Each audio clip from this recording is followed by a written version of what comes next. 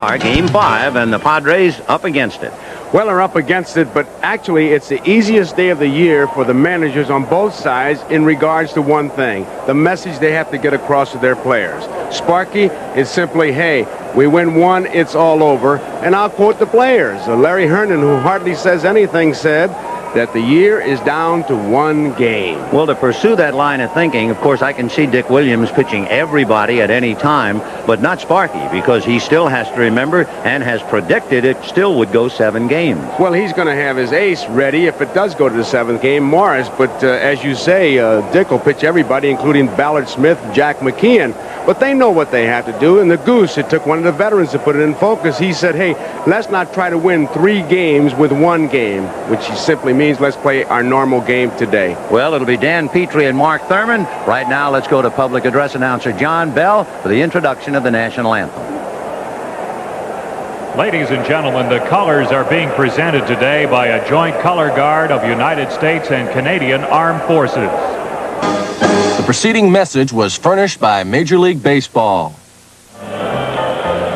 Ladies and gentlemen, we draw your attention to the commissioner's box at the home plate end of the first base dugout for today's ceremonial first pitch. Our first ball pitcher was an outstanding American League player who was at the pinnacle of his career as a third baseman for the Detroit Tigers. His accomplishments won him election to the Baseball Hall of Fame in 1983. We welcome as our first ball thrower Mr. George Kell.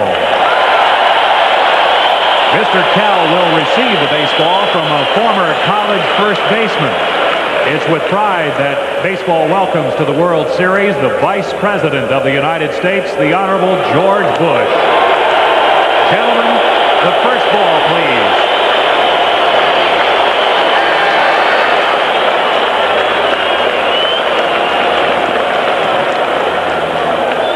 So the pregame festivities are over. Lance Parrish receiving the toss from George Kell, who received the ball from the Vice President of the United States. And now we get to the serious matter at hand. And first of all, let's take a look at the San Diego lineup.